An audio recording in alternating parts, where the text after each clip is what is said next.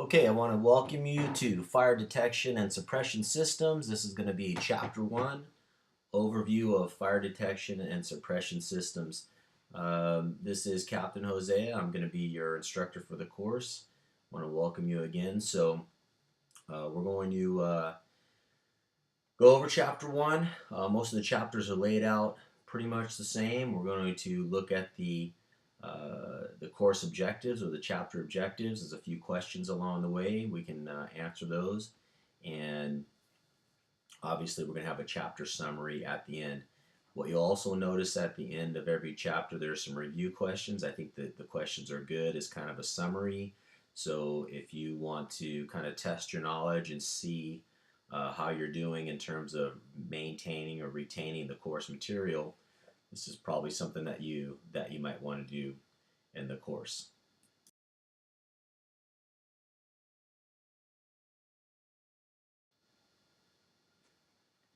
Okay, so let's go ahead and look at learning objective 1. Find the terms of fire detection systems and fire suppression systems. There's two separate things, right? Fire detection systems detect fire, right? They detect heat, smoke, light, and they're merely just a detection system. The fire suppression system is the other half of the equation. The fire suppression system is what is going to actually put out the fire, either by means of some kind of either a water spray or a foam type suppression agent or whatever the agent might be.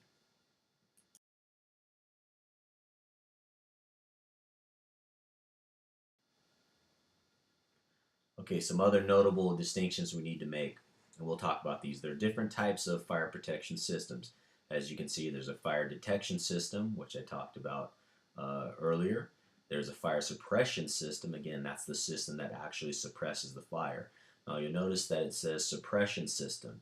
It doesn't completely extinguish the system, and we'll talk about this a little later on, but remember, fire suppression systems are designed to suppress the fire and keep it at a manageable amount until fire resources can get there or someone that can get there and extinguish the fire fully. So you may have one of these systems, this fire detection system. You may have a fire suppression system standalone, or you may have a detection and suppression system that works together.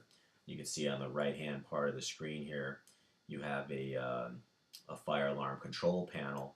And that's one of the things as firefighters, when you go into a building, you have an alarm, a possible alarm going off. You want to go to this panel, and this is going to tell you some information that you need to know. It may tell you what exactly has been triggered. Is it a detection system? In terms of a smoke alarm, is it a suppression system? Is there an actual sprinkler going off, or a combination of both? And it's also going to possibly give you the location of that activation. So it depends on the system, the how sophisticated the system is, how new it is, and that usually the newer the system, the more information it's going to give you.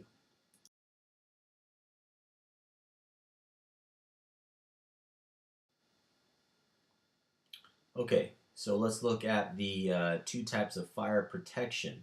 This is important to remember. You'll see on the slide here we have passive fire protection on the left and active fire protection on the right, and it's exactly as it is described.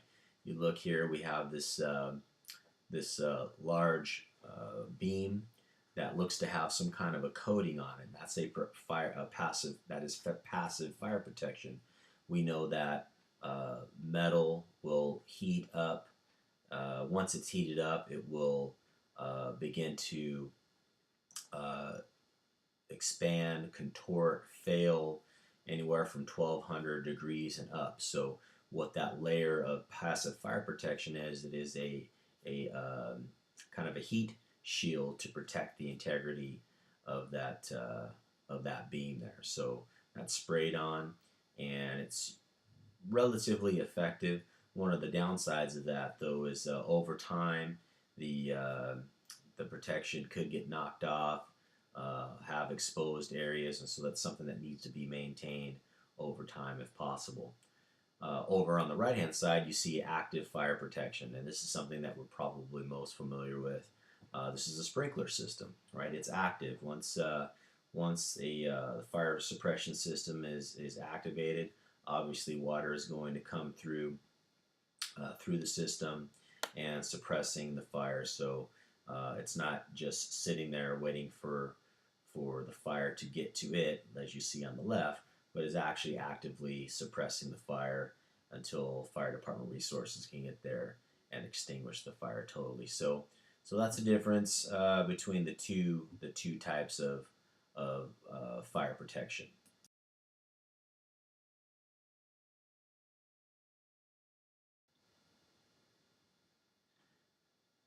Okay. What you'll see in some of these slides, again, like I said, are some of the discussion questions, right? What are some of the examples of fire protection systems in buildings in your area? Well, it depends, right? It depends on the audience that we have. Some of you may be firefighters, but you really don't have to be a firefighter to answer this question. Um, Depending on where you live, if it's a single family dwelling, maybe an apartment building, wherever you live, one of the goals of this course is to get you out there and to be able to recognize these systems and understand how they work. So, um, we're only on the first chapter now. We're just learning about the different types of systems. But one of my goals for this course is that you'll be able to walk into really any building and be able to point out those fire protection systems in the building. So some of you may know what those are already. Um, and if you know what those are, you can get online and maybe get on the discussion board and talk about what type of protection systems you have in the building where you live or where you work.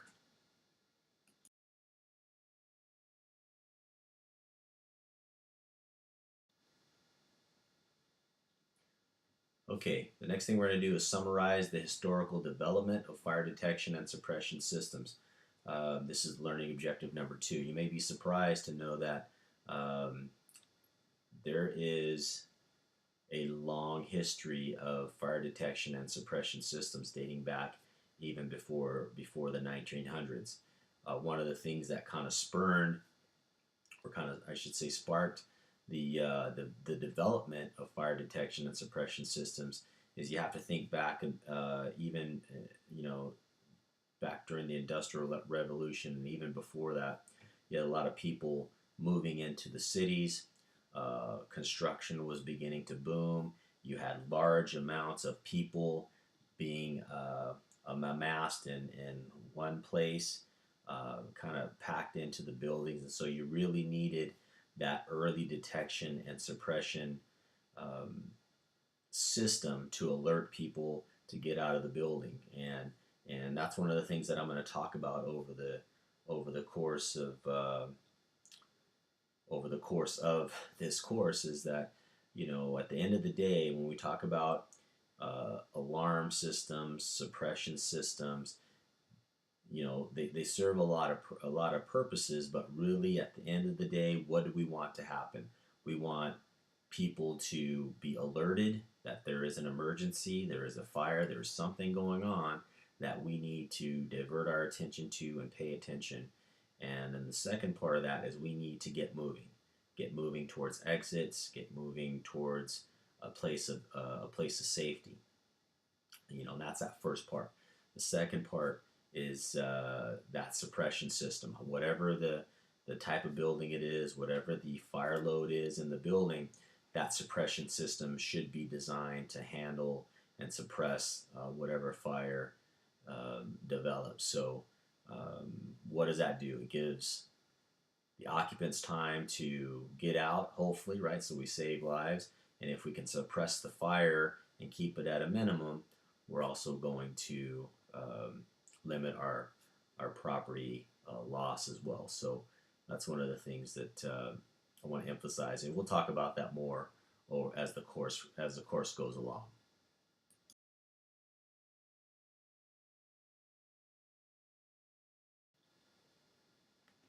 Okay, and here is a history of detection and suppression systems. So you can see as far back as 1851, you can see the development of fire alarm systems. 1872, you actually had automatic fire sprinkler systems, which was pretty advanced at that time. You move into the 1900s, you started to have devices that indicated that there was excessive heat or heat that was not normal to that area. And then finally, probably the most significant advancement, right? We went almost 70 years there, but the most significant advancement and something that we all should have in our homes and in our buildings where we work is the battery powered smoke alarms. And that was developed in 1969. You know, when it first came out, people didn't take it seriously. But over time, we realized as we started to develop codes and ordinances and required people to put these smoke detectors in their homes, we began to notice that they were saving lives. Not only were they saving lives, but they were saving property as well. And at one point, again, it was voluntary, right? Wasn't something that everyone could afford in their home or in their business. But as technology got better, as you know, things became more affordable, and you have kind of the system we have today, where not only is it required to have um, smoke detectors or smoke alarms in your home, but we're also there are also codes and ordinances now where you have to have CO or carbon monoxide detectors as well. So we've come quite a long way in terms of fire detection and suppression systems.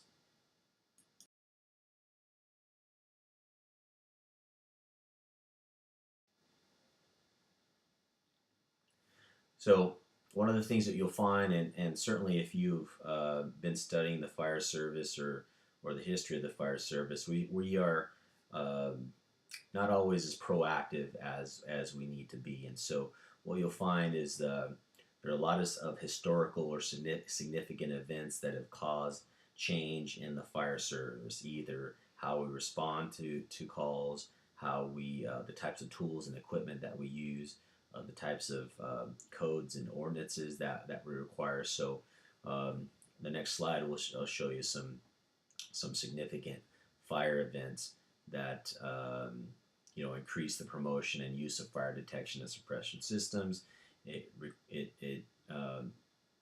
made changes or it forced changes in codes and regulations, right, and provides evidence as to the life-saving benefits. So we've been keeping data over several years. We know that for a fact that smoke detectors, suppression systems, they do save lives. They save property, and many times, if you go over and look at a lot of the case studies, even up until the last few years, we've had some fatality fires um, that have occurred, and one of the things that was missing in these events, unfortunately, was working smoke detectors. And once fire investigators do their investigation, they look at that as a significant finding, and you can say for a $10 to $15 piece of piece of equipment, and if it was installed properly and maintained with a battery, you probably could have saved many lives along the way. So those are unfortunately it takes catastrophic events to promote change, unfortunately.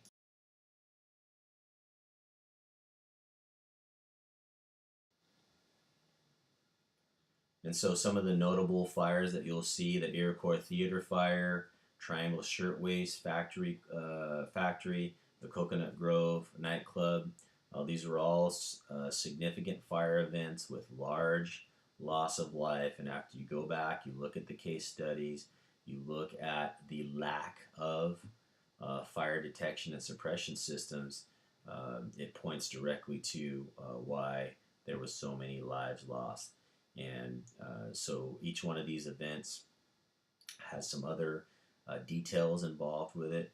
Um, and I'll be putting on the site some case study material, and even some video some video material that you can look at that kind of outlines these events, and it gives you more of a detailed history of each one of them, what made them unique, and why they caused change.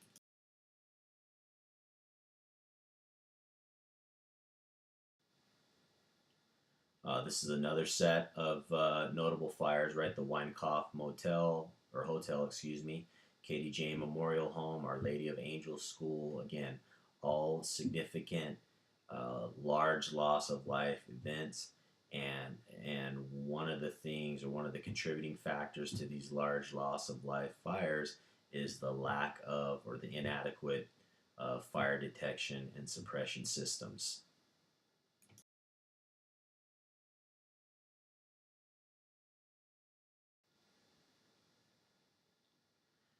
Okay, and more maybe recent, what we could say recent notable fires, right? The Beverly Hills Supper Club, the MGM Grand Hotel. You know, that was relatively speaking, that was recent. The MGM Grand Hotel in Las Vegas. That was a fire that was started in the casino, actually in the Delhi area, um, during operating hours. But because it was in an area where no one was really working at the time, didn't have a lot of people around, the fire was able to get a head start, and because of the flammable materials in the casino, the fire got a head start, grew rapidly, and not only did it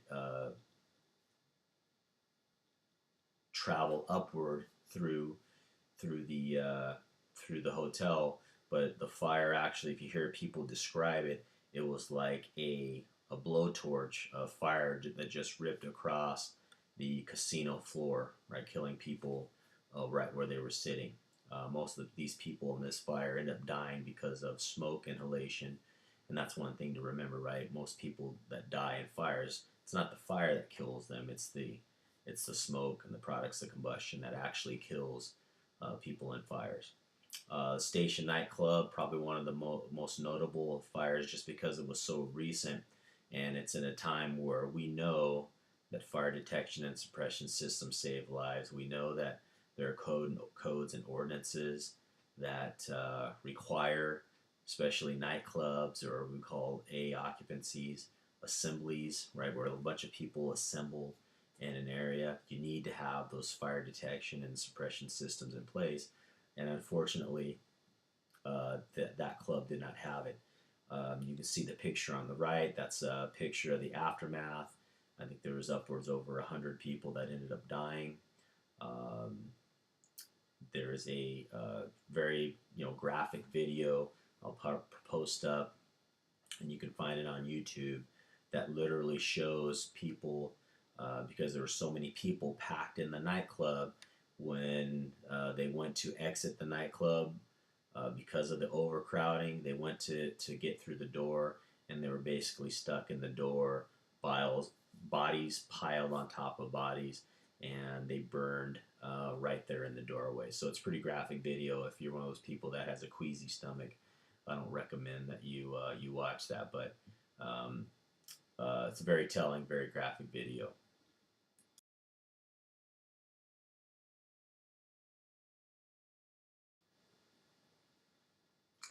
Okay, so let's look at some of the. I mentioned data earlier, right? And so we know that fire detection and suppression systems, if they're implemented, they're installed correctly, that they save lives.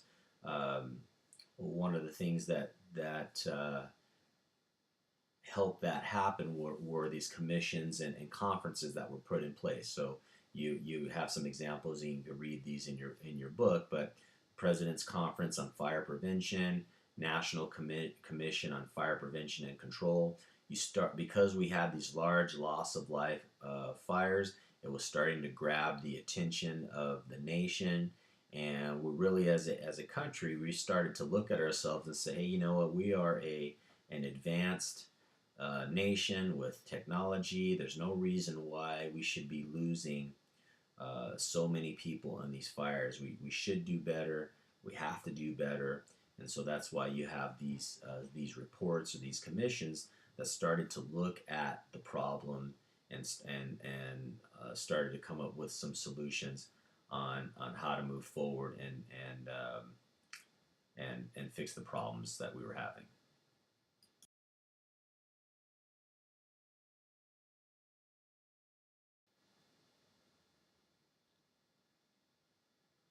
Okay, so here's another discussion question, right? What progress do you think needs to be made in fire detection and suppression system use? Well, that depends. If you're not familiar with the types of suppression systems and the detection systems, um, it'd be pretty hard to kind of identify what progress do you think needs to be made. I think maybe some systems that detect fire sooner, detect heat sooner. I mean, I'm not an engineer, so I don't know all the things that would go into designing something like that. But certainly, if we can get some type of system that detects fire sooner than later, um, and when we talk about fire and fire suppression, right, seconds and minutes count. So anytime we can detect it earlier, that's great, and it's something that we can find that will suppress the fire more effectively, that would be even better. So if you have some ideas on what you think that progress could look like, go on the site, go on the discussion section, and put something up. Maybe start a discussion for that and see what we can come up with.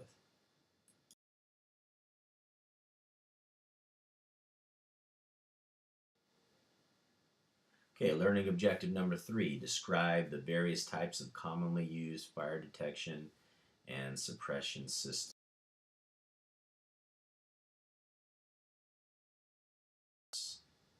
Okay, so let's go ahead and let's look at a few of them. You'll be familiar with some of them. So these are some of the categories of the fire detection and suppression systems.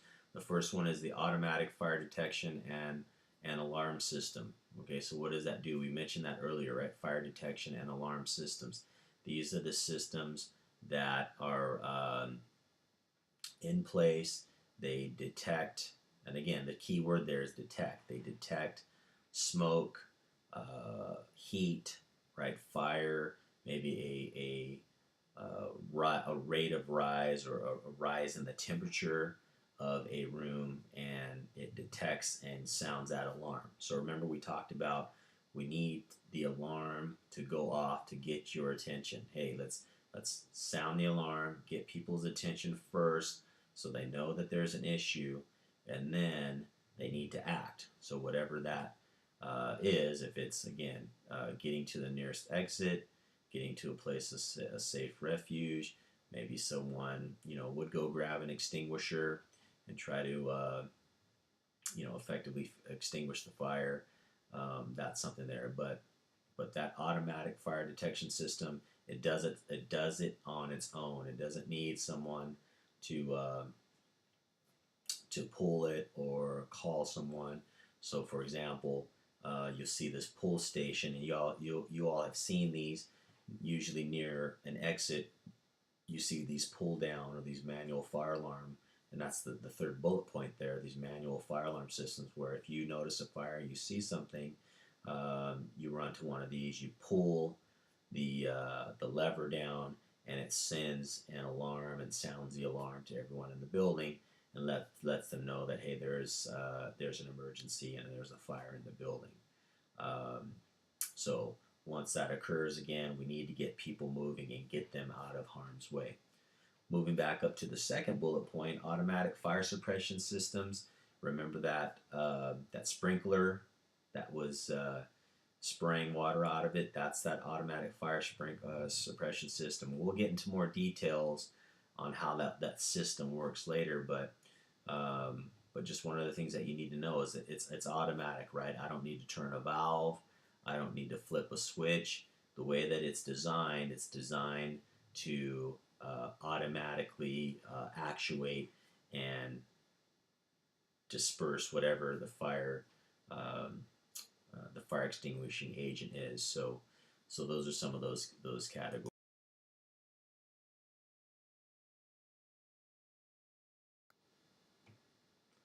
Okay, some other type of suppression systems and categories. You'll see here we have the manual fire suppression system, right? So remember the manual fire alarm system was actually someone manually going up and pulling that lever on the wall and sound the alarm. Well, the manual fire suppression system may be something that you would notice and you see here on the screen here, right? We have a, uh, a Type 3 uh, cabinet system here, right? We have a lot of items in the cabinet there, right? We have a hose that someone can deploy to actually put water on the fire. We have an extinguisher in there as well. And you also see in the bottom left hand corner of the cabinet, we have a standpipe outlet. And that would be for the fire department to hook their hoses up to. So this is probably the most common type and most common type of cabinet that you're going to see, and we're going to talk about the different types of standpipe systems. But that would be a manual fire suppression system. It's not a sprinkler. You actually need someone to actually grab the hose or grab the fire extinguisher and manually put the fire out. And then the last thing there is the smoke control and exhaust systems. We talked earlier about what kills people in fires, and it's what? It's the smoke, like we said before. So obviously, one of the systems that would be helpful in an occupancy, if it's required, is to put some kind of smoke control or exhaust system. Right, once those products of combustion get into the air, if we can uh, control where the smoke goes and exhaust it out of the building, what is that going to do? It's going to make the visibility better in the building. It's going to make the survivability better in the building. So those are two things that are going to increase your chances of survival inside the building.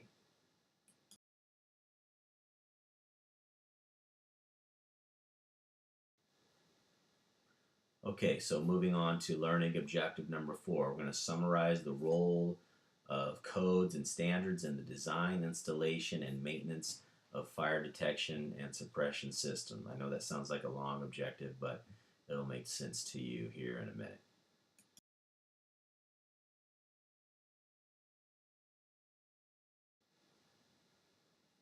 Okay, so a couple things to remember. When we talk about standards and codes, what do those do? They establish a minimum level of safety, right? We have to have some sort of rules, some protocol that says this type of suppression system or this type of sprinkler system, this type of building construction, whatever it is, has to be established. And so when we're talking about um, suppression and detection systems, the standards and the codes provide that minimum level of safety. And I'll talk about the difference between a code and a standard in a minute. One of the other things that we need to remember is that any standard or code has to be adopted by the AHJ. What is the AHJ? AHJ stands for the authority having jurisdiction, right? Authority having jurisdiction. So who is that? That can be the city. So for example, Monterey Park, City of Los Angeles.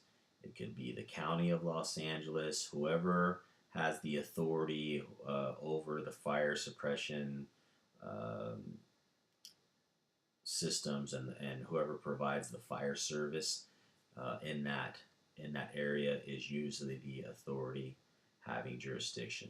And so who enforces those? It's enforced by the building or fire officials, which is usually the fire department or the building department. And we usually work together and in developing the standards and the codes that people need to follow.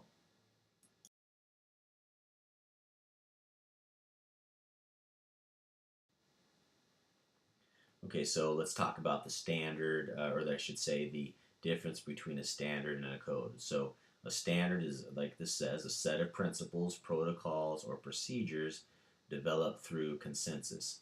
Right. So we look at um, how things should be done. Right. It's the standard and consensus across the board. So When we say consensus, we look at maybe different jurisdictions: LA City, San Francisco, Monterey Park, San Diego. How are um, fire detection and suppression systems designed? How are they um, installed into buildings? And that's the standard. And so I'll give you an example. A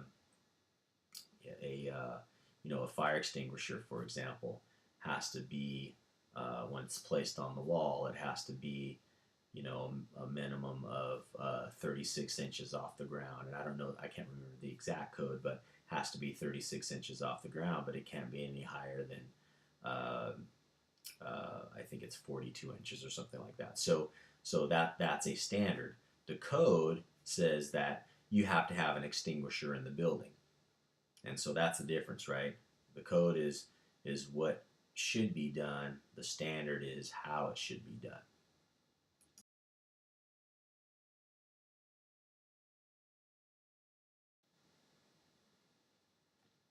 Okay, and so here is the example of the code, right, or the definition of a code, right? A code is a collection of rules and regulations enacted by a legislative body to become law, right? So again, right, a code is a building of a certain size or a certain type or a certain type of occupancy uh, will have fire extinguishers, will have smoke detectors, will have sprinklers, and that's the code, right? That's the code. The main difference between the standard and the code is the level of enforcement. That's true, but again, one other thing to remember is um, one is what should be done, and the other one is how it should be done, right? So there's two different distinctions.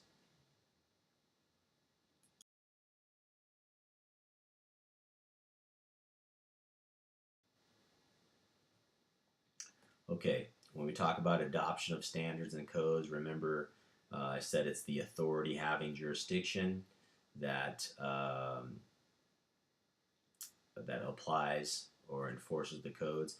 And so one of the things that you need to remember about codes and standards is that um, there's a minimum standard, and usually what we'll do is we'll look at the federal codes, right? The federal code of regulations, the FCRs, and that's pretty much the bare minimum. So anywhere you go in the United States, every place you go, uh, the federal code of regulations is the minimum bare bones that any occupancy should have. Okay, um, and so if we are, say, the city of Monterey Park, and we wanted to um, adopt those codes, we would just do it by reference. We would basically just take the book of Federal Code of Federal Regulations, CFRs, and we'd slap our name on it, City of Monterey Park, and we would adopt those codes. We wouldn't change anything, we'd leave it. Transcription, however, that means that we could take the code as it's written and we can make it more strict. So we can never make it uh, less strict than the CFRs, but we can always make our codes more strict.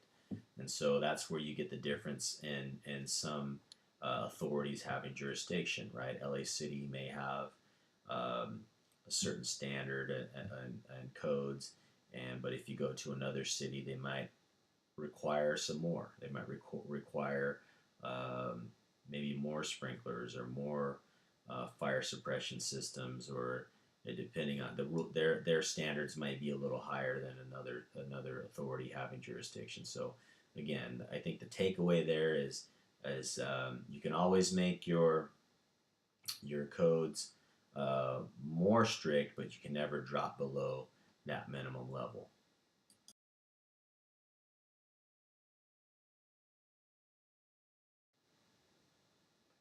Okay, and these are some of the standard and code developing organizations. And so the most popular is probably the NFPA, right? NFPA makes standards, right? NFPA standards for everything that is the fire service. NFPA 1500, talks about firefighter.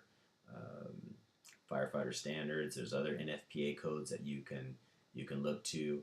And it's probably the most popular. The International Code Council, um, American Society for Testing and Materials, and so what these organizations do is they are research and testing organizations. They go out and look at everything that we do, from the type of equipment that we use in our fire stations, our turnout gear, our PPE. They look at building construction material. They look at our fire hoses. They look at sprinklers. Um, you know, the next slide they'll talk about the underwriter laboratories.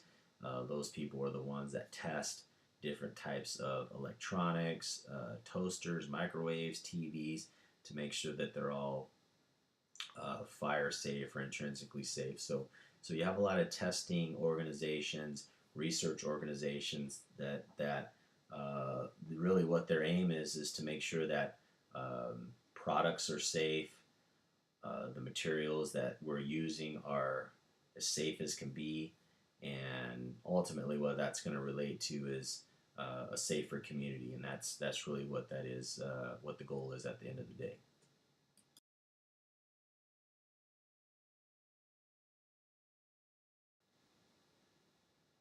Okay, and here are some of those other testing laboratories I was telling you about. So UL stands for Underwriters Laboratories, FM Global, and there's other ones out there. ANSI, they develop safety materials as well, and test materials for safety. So um, these are some of the organizations that are out there developing those standards and codes, and that's where we get them from.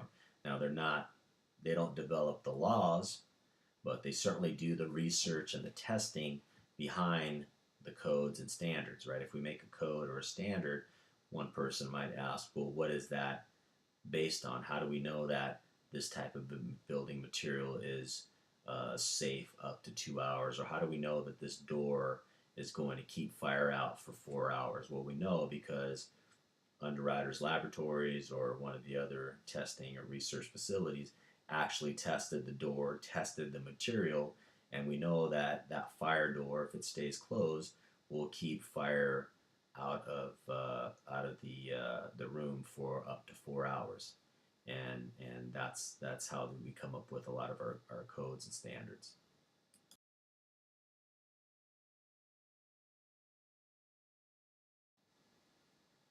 Okay, so here's another discussion question. What fire and life safety codes are enforced by the AHJ in your area? Um, maybe that might be something that if you go out and do a fire station visit, you may run into a fire prevention officer or a code enforcement person. You might be able to ask them that. If you do find that out, you could probably look it up online as well, and put that material up on the course site in the discussion section. And I think something that would be interesting to do is to compare and contrast, depending on the area where you live, what kind of safety codes are enforced. I think what you'll find, though, is that they're pretty similar across the board, um, especially in the geographical area where you would live.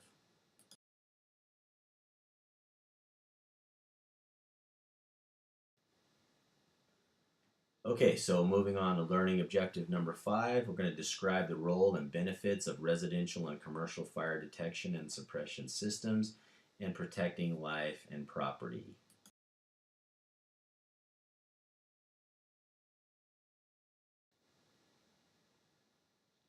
Okay, and so we're going to couple that with learning objective number 6, which is summarizing the impact of fire detection and suppression systems on firefighter operations, safety, and fire suppression operations. So, learning objective 5 and 6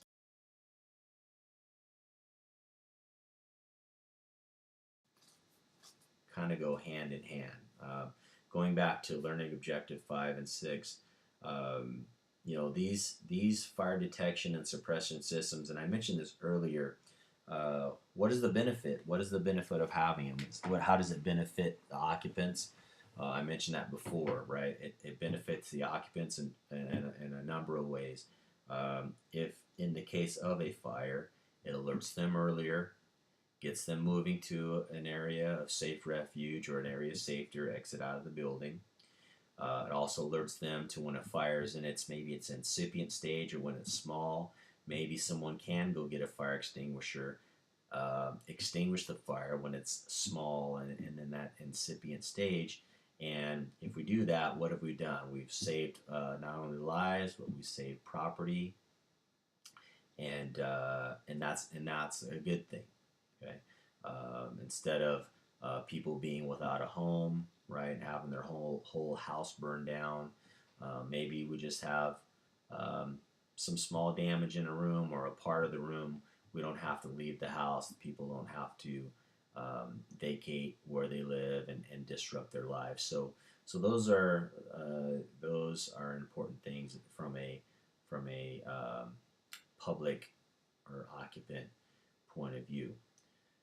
Um, from a firefighter standpoint, right? If we're talking tactics, strategy, we're talking about um, response times and in terms of our operations on an incident. What does that fire detection and suppression system do? What does it do? If it gets people out of the building earlier and more effectively, that's less people that we are going to have to possibly save and search for in an occupancy. So that, by far is one of the best benefits for us as firefighters. Um, Secondly, if it keeps the fire at bay, it keeps it and suppresses it. We can get in with our hoses, our equipment, suppress the fire, and again, limit the damage to the property, right? Because that goes right in line with our objectives, right? Life, property, and the environment. Those are our priorities on an incident. Save lives, protect property, protect the environment. Um, so we know, and looking at slide 26 here, that the lack of systems contribute to deadly fire. So we know that occurs when we arrive on scene. If we do have suppression systems in place, we do have smoke alarms. Um, that suppression system, if it's activated, you got to remember, what is the fire doing to the building? It's attacking the building. If the fire is left unchecked, and by the time we get there, 5, 6, 7, 10 minutes, depending on the area that the fire department's coming from, every minute that fire is burning and is not being suppressed, it's attacking the integrity of the building. If the integrity of the building is being attacked, what's going to happen? It has more of a chance of collapsing on us. We have more of a chance of maybe some type of a fire event occurring, like a flashover or a backdraft or something like that. So it really really makes the environment and the situation more dangerous for firefighters. And of course, going back to having these systems in place, it diminishes a lot of those a lot of those dangers, not only to the occupants but to the firefighters as well.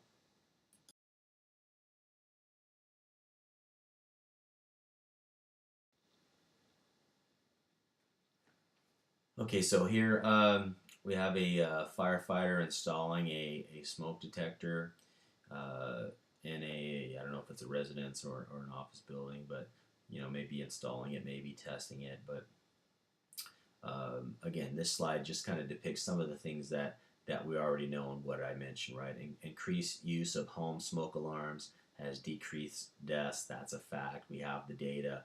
We know that they work.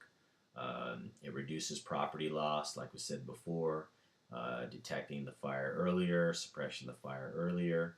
That's going to diminish the loss of property, and again, reduces injuries and loss of life. We talked about that already. If we can alert people earlier, get them out of the building, safely, we're gonna reduce those injuries and loss of life. And it's really, I can't explain it any more simply than that.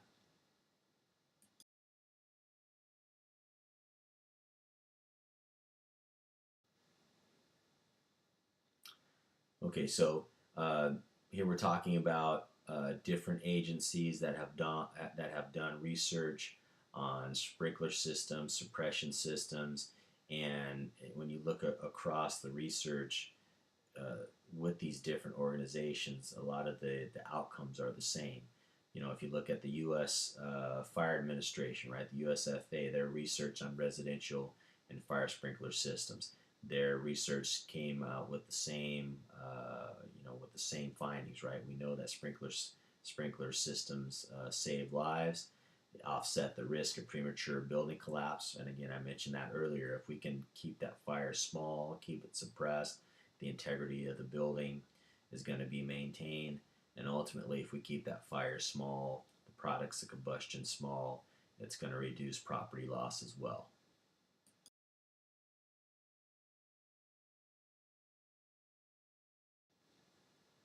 Okay, Fire and Life Safety section of the IFC, right, International Association of Fire Chiefs. They came up with the same, or a lot of the same findings, right? Priorities for fire and life safety, right? We've got to have those fire detection and suppression systems in place. We know that automatic fire sprinkler protection systems uh, save lives. Fire sprinkler retrofits. If we have buildings that ultimately were built early on before fire sprinklers were required, we need to take a hard look at those buildings because they're still being occupied in large numbers. The buildings aren't going anywhere. They're not going to tear down the building and build a new one. So what can we do to make that older building as safe as possible? One of the recommendations is to retrofit these buildings with fire sprinklers. One of the issues with that is the building owners don't quite like that because it's quite expensive.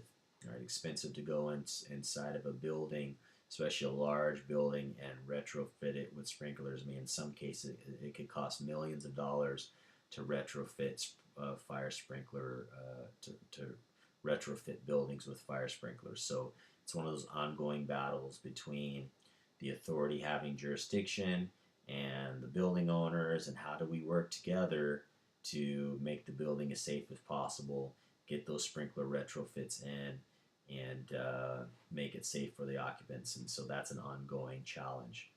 Um, the other thing that the IAFC noted is education of firefighters on benefits, right? One of the things that we as firefighters, firefighters that work in the station, part of our job is to go out and do inspections, to go out and make sure that these detection and suppression systems are installed properly, they're working properly, they're maintained properly. And part of your job as a firefighter is to educate yourself about these systems. And by taking this course, this is one of the ways that you can do that. So, and remember, one of the goals I have for you after taking this course is that you're going to be able to go out and really walk into most buildings out there, and be able to identify the basic fire detection and suppression systems. I don't expect you to be um, fire protection engineers. Maybe some of you are or will be one day, but really I just want you to have a basic common knowledge of the different systems out there, and be able to point out some of the basics. And we'll talk about that a little later on.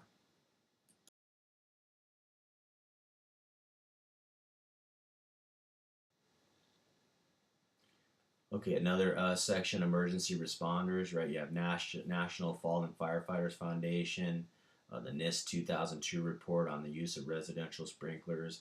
Again, these studies all point back to the effectiveness, the the value of these systems and having them in place. Again, not only do they save occupants' lives, but they also make the job of a firefighter safer as well.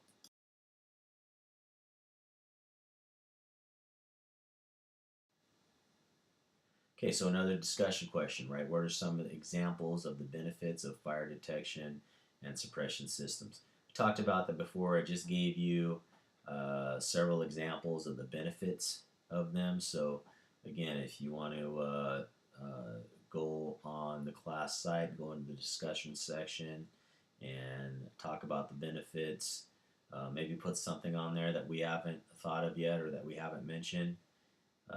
Again, I'd love to see it, and you can share it with the rest of the class.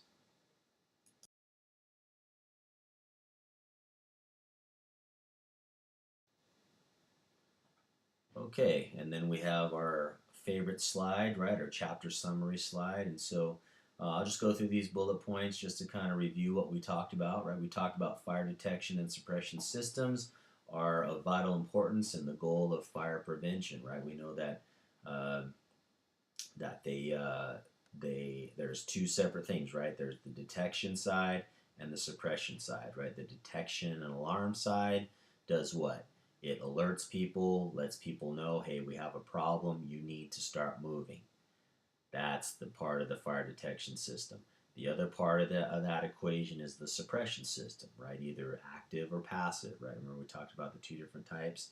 And so if that's a sprinkler system, if it's some kind of coating that's sprayed on beams or whatever it is, those systems are working together to get people out of the building, protect the building from as much damage as possible, suppress the fire, and keep it at bay until the fire department can get there and completely extinguish it. The second bullet point there is all those systems may not be able to prevent fire from occurring. They prevent loss of life or large property loss, right? We just talked about that. We just mentioned that, so I'm not going to mention that again.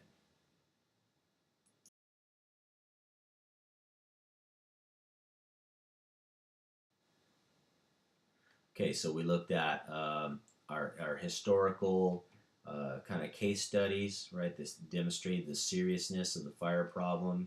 We talked about some of the latest ones, the MGM Grand fire, the Station nightclub fire, and one that wasn't mentioned there, but one that you certainly may read about. I know I'll post something up about it. Is the Ghost Ship fire that up in Oakland? That's probably the biggest largest loss of life fire that we've had in some time, and there are definitely some fire detection and suppression system issues there, lawsuits, a lot of lessons learned. So we'll talk more about that later on in the course. Last one, the fire detection and suppression systems allow fire professionals to achieve their goal of life safety and property protection, and those are our goals. I mentioned that before, right? Life, property, and the environment. Those are our priorities.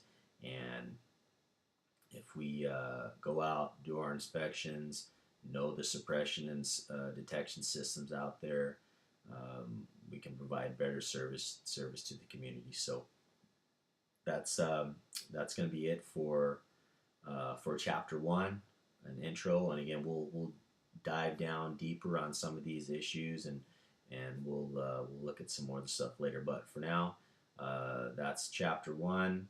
Again, if you have any questions, contact me online, email me, um, start up a discussion, with your fellow classmates.